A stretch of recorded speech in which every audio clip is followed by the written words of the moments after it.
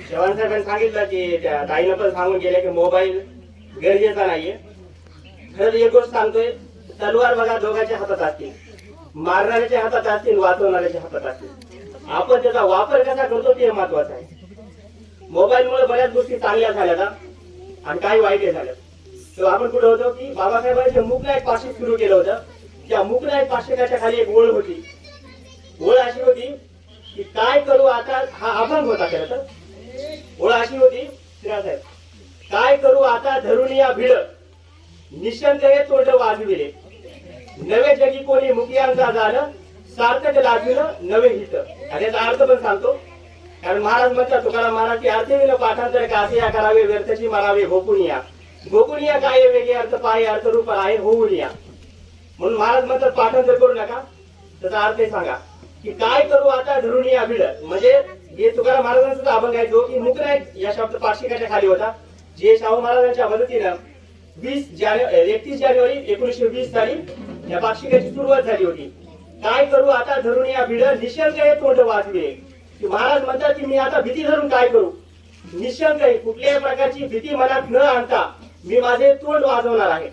वाजवणार आहे म्हणजे मी बोलणार आहे, अन्यायाच्या विरुद्ध मी आवाज उठवणार आहे. आणि ती आवाज उठल्यामुळे गाथा बुडलेली असे कदाचित असेल. तर काय बोलतात, कशामुळे वाजवणार आहे तोंड, की काय करू आता धरून या भिड, निशंक हे तोंड वाजविले, कारण नवे जगी कोणी मुखियांचा झालं, सार्थक लाजून नवे हित. या मुखियांची जाण असलेला कोणी मूकनायक या जगामध्ये दिसत नाहीये, म्हणून मी माझं तोंड वाजवणार आहे. आणि आपल्या सर्व पददलितांचे, सर्व 18 पगड जातीचे जे मूकनायक होते ते बाबासाहेब झाले.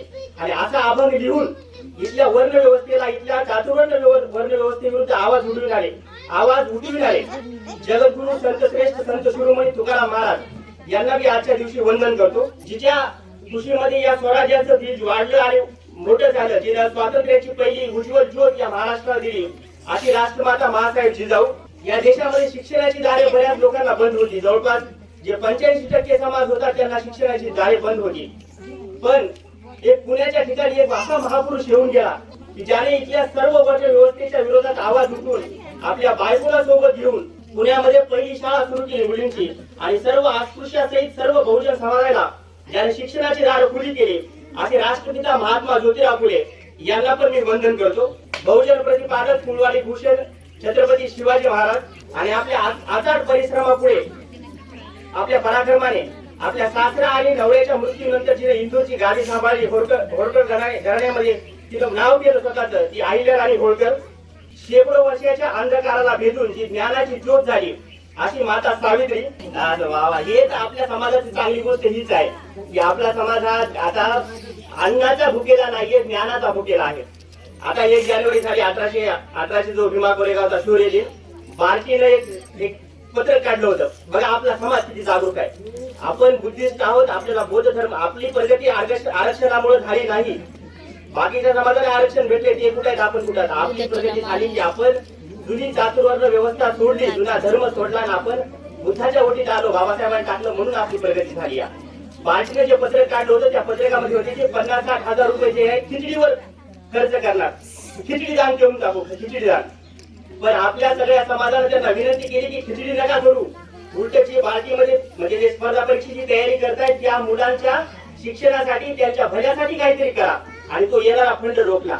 म्हणजे आपण मला कळाले की आपला समाज हा आता जेवणाचा भुकेला कोणी नाहीये. सगळ्याच्या घरी जिथं जे बनते ते सगळ्याच्या घरी आपल्या बनतंय.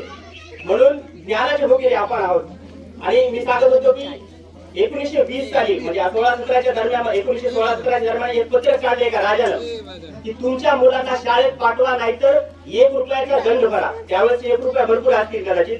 1 रुपयाचा दंड भरा. म्हणजे असं त्या राजाला वाटलं, तो राजा ज्यानं की या बहुजन आधी सगळ्या समाजासाठी आरक्षणाची दार खुली केली, ती आरक्षणाचे जनक राजर्षी शाहू महाराज यांना मी आजच्या दिवशी अभिवादन करतो. आणि एके ठिकाणी बाबासाहेब म्हणतात की जो समाज आपला इतिहास विसरतो तो समाज आपला इतिहास निर्माण करू शकत नाही किंवा आपलं उज्ज्वल भविष्य निर्माण करू शकत नाही. आणि या महामानवाने एक असा संदेश दिला की शिका, संघटित व्हा आणि संघर्ष करा. असे महामानव भारतीय राज्यघटनेचे जनक डॉक्टर बाबासाहेब आंबेडकर आठपुरुषे अधिक सर्व बहुजन समाजाच्या कल्याणासाठी आपलं पूर्ण आयुष्य खर्च केलं त्या महामानवाला मी अभिवादन करतो. आपल्या प्रभावी लेखणीतून इतक्या व्यवस्थे विरुद्ध आवाज उठविणारे अण्णाभाऊ साठे त्यांना देखील मी आज अभिवादन करतो. आणि दिवसा गावातली घाण साफ करून रात्री कीर्तन आणि प्रवचनाच्या माध्यमातून लोकांच्या मनातील घाल काढणारे राष्ट्रसंत गाडगे बाबा यांना आजच्या दिवशी मी अभिवादन करतो. आणि आज ज्यांची जयंती आहे, मला एक ओळख फार आवडली तुमच्या त्या पत्रकामध्ये पाहिजे की तुझीच कमाई आहे ग रमाई, तुझीच कमाई आहे ग रमाई, कोणाचे जिथे कष्ट नाही. आणि खरंच आहे, तिच्याशिवाय तिच्या कष्टाशिवाय भीमरावाचा डॉक्टर बाबासाहेब आंबेडकर झाला नसता. कारण तिच्या मागे कष्ट आहेत आणि प्रत्येक वेळेस भोळ म्हटल्या जाते. मला सांगा सर, आता कोणतरी वक्ते म्हणून गेले, मला काही त्याच्यावर टीका करायची नाही, भोळ माणूस त्याग करू शकते का? पटापट आपले लेकर, आता विचार करा, आता माझी मी लहान असताना माझ्या आईला मला समजा ताप आला तर माझी आई रात्रभर झोपली असेल का? आता तुमच्यापैकी ताया बसले तिथं माझ्या, आपल्या लेकरांना ताप आला तर आपण रात्र जागून काढतो.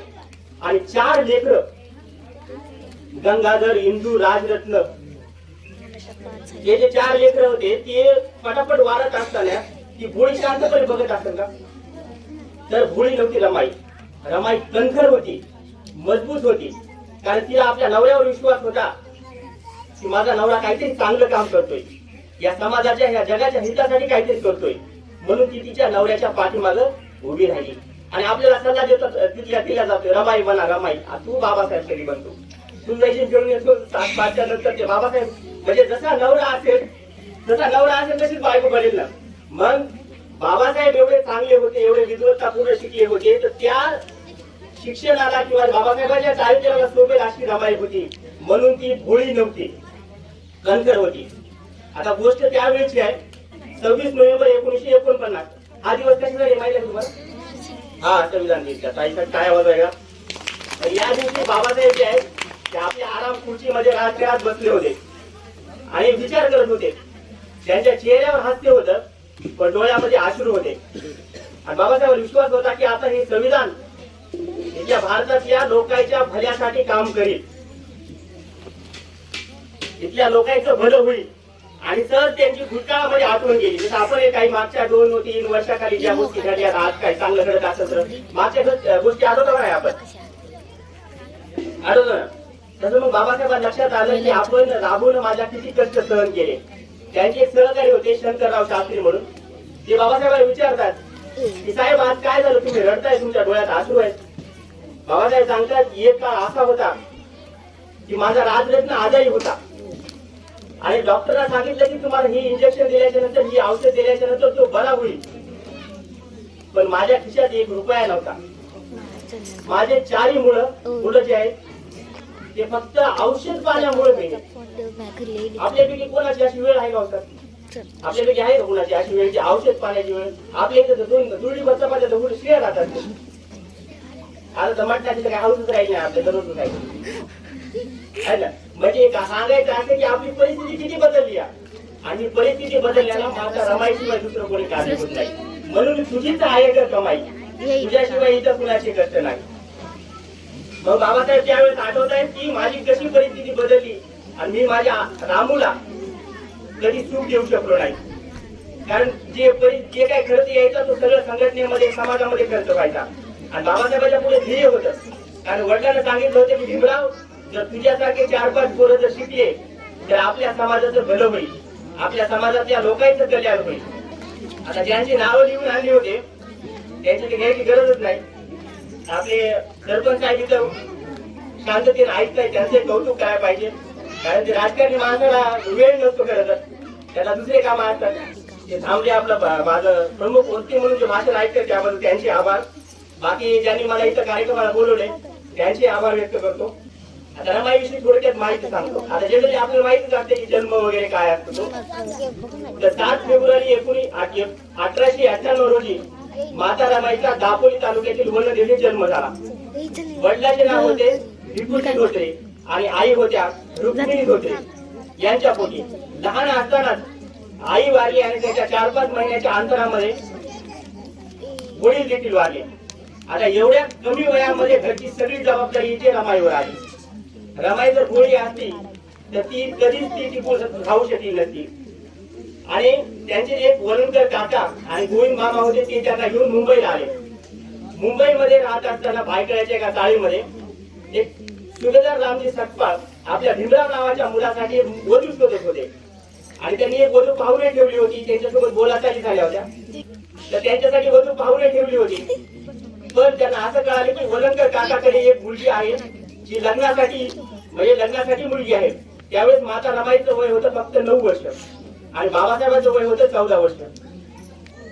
सुभेदार रामजी सकपाळ यांनी जाऊन मुली पाहिली आणि त्यांना आवडली. त्यांनी ती पसंत केली.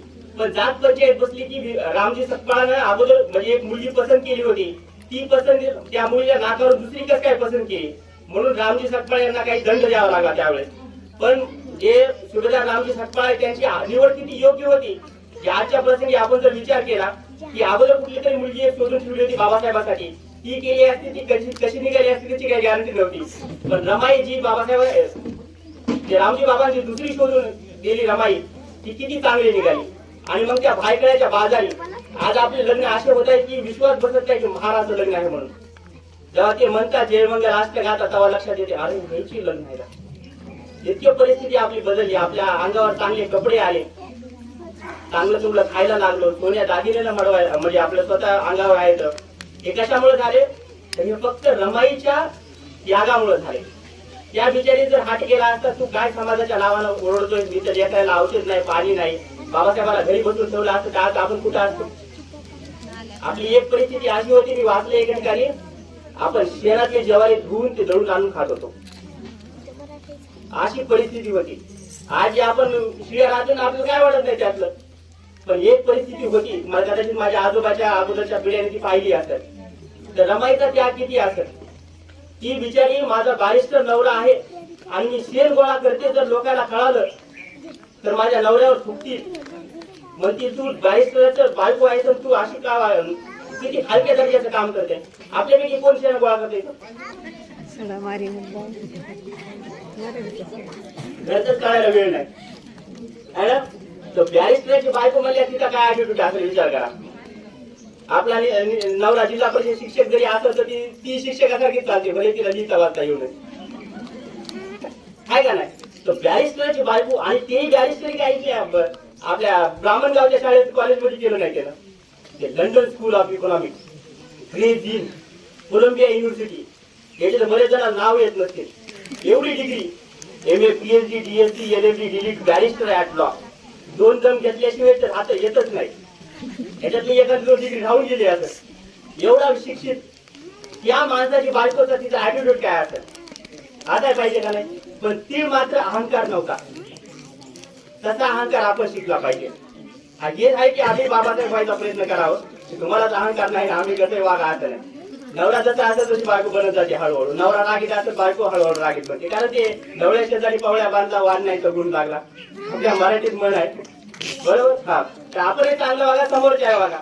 एखाद्या नमते घेतल्यास काय फरक पडत नाही. दोघांमध्ये भांडणं होणार आहे. भांडणं का होतात माहिती आहे का.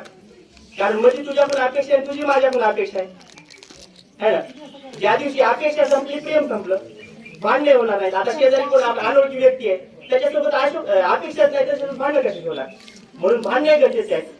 भांडणं म्हणजे हाणामारीची नाही. जे बोलात आली थोडं रुपये फुगे होतात तो भांडणं. तर मी सांगत होतो की बॅरिस्टरची बायको तिला किती ऍटिट्यूड असेल. पण अहंकार माता रमाईच्या म्हणजे चेहऱ्यावर देखील दिसत नव्हता तिच्या मनात काय असेल. ती काय करायची सकाळी 7 वाजता सूर्योदयाच्या अगोदर उठायची 4-5 वाजता. दिवसभर जेवढं म्हणजे माहीम दादर या भागामध्ये मुंबईला वास्तव्याला असताना जवळपास 20 किलोमीटर अंतर आहे. ते त्या अंतरामध्ये फिरून 20 किलोमीटरच्या अंतरामध्ये फिरून शेण गोळा करायची आणि ते शेण गोळा केलेलं सूर्योदयाच्या अगोदर घरी आणून ठेवायचे आणि संध्याकाळी 7-8च्या नंतर याच्या गवऱ्या थापायला वरळीला जायचे. कारण कुणाच्या नजरी पडू नये. आणि मी जर कुणाच्या नजरी पडले तर मी तर बॅरिस्टरची बायको आहे. मी तर काम काय करते शेण गोळा करते. बाबासाहेबांच्या लंडन मधला प्रवास होता ते सोपा नव्हता. लंडन मध्ये प्रचंड थंडी असते, प्रचंड थंडी. बर्फ होतो त्याच्या आपल्या जे बाहेर पाण्याचे ग्लास जरी भरून ठेवला तो बर्फ होऊन जातो इतकी थंडी असायची. बाबासाहेब सकाळी 4 वाजता उठायचे. 1 कप दूध प्यायची, 1 कप दूध आणि 2 पाव आपल्या पोटच्या खिशात ठेवायचे आणि त्या लायब्ररीमध्ये जायचे पहिला विद्यार्थी. आपण हे सगळ्याला ऐकलं असेल. म्हणजे जसा बाबासाहेबांनी तिकडे त्याग सहन केला तसाच रमाईने इकडे सहन केला. आणि तो त्या येणाऱ्या पैशातून आपला घर संसार चालवायची, सोबत बाबासाहेबांसाठी देखील पैसे सांभाळून ठेवायचे. इतका त्याग माता रमाईने केलेला आहे. याला काय झालं, जसं की चव्हाण साहेब म्हणत होते, बाबासाहेबांचा पगार झाला पहिला. आता पहिला झाला म्हणजे बरेच झाले असतील दुसरे पगार. पुढच्या एका पगारामध्ये समजू आपण, पुढच्या एका पगारामध्ये बाबासाहेबांना 500 रुपयाचा ग्रंथ विकत आणला. 500 रुपयाचा ग्रंथ विकत आणला. आता त्या काळी जर तो ग्रंथाची किंमत 500 रुपये असते तर आज त्याची किंमत किती असेल, तर दुर्मिळ गोष्ट होती. आणि एकदा ग्रंथ घेतला तर तो तुम्हाला म्हणजे भेटेल का नाही याची गॅरंटी नव्हती, कारण पैसे नसायचे. आणि बाबासाहेबांनी एक प्रकार मला कोणी जीव मागितला माझा तुम्ही देऊन टाकेल हसत हसत, पण माझ्या ग्रंथाला जर कोणी हात लावला तर त्याची गय केला जायची नाही. एवढे बाबासाहेबांचं प्रेम ग्रंथावर होतं. विचार करा, आपण घर कशासाठी बांधतो माहिती आहे का? आपण घर बांधतो आपल्याला राहण्यासाठी आणि